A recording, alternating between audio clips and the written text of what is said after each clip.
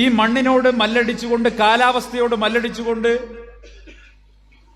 നിരന്തരമായി നഷ്ടം നേരിടുമ്പോഴും പാരമ്പര്യമായി കിട്ടിയിട്ടുള്ള നമ്മുടെ സാംസ്കാരിക തനിമയുടെ ഒരു ഭാഗം എന്നുള്ള നിലയ്ക്ക് കൂടി നെൽകൃഷിയെ സ്വായത്തമാക്കിയിട്ട് അത് നടത്തിക്കൊണ്ടിരിക്കുന്ന ഒരു വലിയ ജനതയെ നിരന്തരമായി അവരെ വഞ്ചിക്കുന്ന സമീപനമാണ് സംസ്ഥാന സർക്കാരും കേന്ദ്ര സർക്കാരും സ്വീകരിച്ചിട്ടുള്ളത്.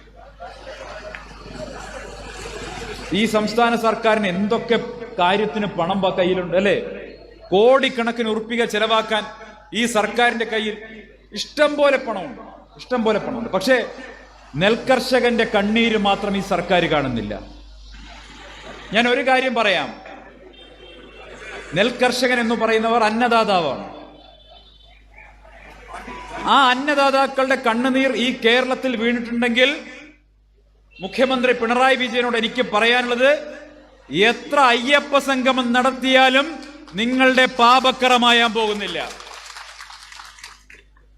ഇപ്പോ അയ്യപ്പന്മാരോട് ചെയ്തതിന്റെ പാപം അകറ്റാൻ വേണ്ടി അയ്യപ്പ സംഗമം നടത്താൻ പോവുകയാണ്. ഞാൻ മനസ്സിലാക്കിയത് പയ്യന്നൂരിലൊരു ജ്യോത്സ്യൻ CPM-ന്റെ സംസ്ഥാന സെക്രട്ടറി ഉപദേശിച്ചു എന്നാണ്. എന്താണ്? അയ്യപ്പ ശാപമുണ്ട് സർക്കാരിന്. കർഷക ശാപം മാത്രമല്ല, അയ്യപ്പ ശാപമുണ്ട്. അതുകൊണ്ട് മുഖ്യമന്ത്രിക്ക് ശനിദോഷ നിവാരണം നടത്താൻ വേണ്ടിയുള്ള പ്രത്യേക പൂജകൾ നടത്തണമെന്നാണ് നിർദ്ദേശിച്ചിട്ടുള്ളത്.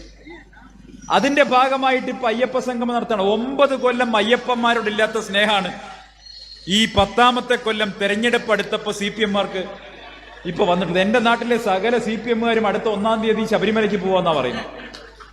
ലോക്കൽ സെക്രട്ടറി ഒക്കെ ഇപ്പോഴേ മാലയിട്ട് കഴിഞ്ഞു, വല്ലാത്ത ഭക്തന്മാരായി കഴിഞ്ഞു. എനിക്ക് പിണറായി വിജയനോട് പറയാനുള്ളത്, അയ്യപ്പ സംഗമം നടത്തിയത് കൊണ്ടൊന്നും നിങ്ങൾ ശബരിമലയിൽ ചെയ്ത ദുഷ്ടതയ്ക്കുള്ള പരിഹാരമാകുന്നില്ല. നിങ്ങളെ കൊണ്ട് അയ്യപ്പൻ ക്ലിഫ് ഹൗസിൽ അയ്യപ്പൻ വിളക്ക് നടത്തുന്ന കാലം അത് വിദൂരമല്ല എന്നാണ് പറയാനുള്ളത്. നിങ്ങൾ അത് ചെയ്യേണ്ടി വരും. കാരണം നിങ്ങൾ നടത്തിയിട്ടുള്ള ക്രൂരത എന്താ? നമ്മളൊക്കെ വല്ലാത്ത ഹൃദയവേദന അനുഭവിച്ചാണല്ലേ ആ ഒരു ശബരിമല സീസണിന്റെ സമയത്ത് ആചാരലംഘനം നടത്താൻ വേണ്ടി മുന്നിട്ടിറങ്ങിയ അതേ ആളുകൾ ഇപ്പോ ലോകത്തുള്ള അയ്യപ്പന്മാരെ മുഴുവൻ വിളിച്ചുകൊണ്ട് സംഗമം നടത്തുമെന്നാണ് പറയുന്നത്. എന്തായാലും ഇതിലെ ഇരട്ടത്താപ്പൊക്കെ കേരളത്തിലെ ജനങ്ങൾക്ക് ബോധ്യമുണ്ട്. CPM-ന്റെയും മുഖ്യമന്ത്രിയുടെയും ഇരട്ടത്താപ്പ് സംബന്ധിച്ച് കേരളത്തിലെ ജനങ്ങൾക്ക് നല്ല ബോധ്യമുണ്ട്. CPM-കാർക്ക് പറ്റിയൊരു അക്കിടി എന്ന് പറയുന്നത് ജനങ്ങളെ പൊതുവെ മറന്നു വരികയായിരുന്നു. ആ മറന്നു വരുന്ന കാര്യം ഒരിക്കൽ കൂടി ചർച്ചയാവാൻ വേണ്ടി ഇത് ഉപകരിച്ചു എന്നേ ഉള്ളൂ.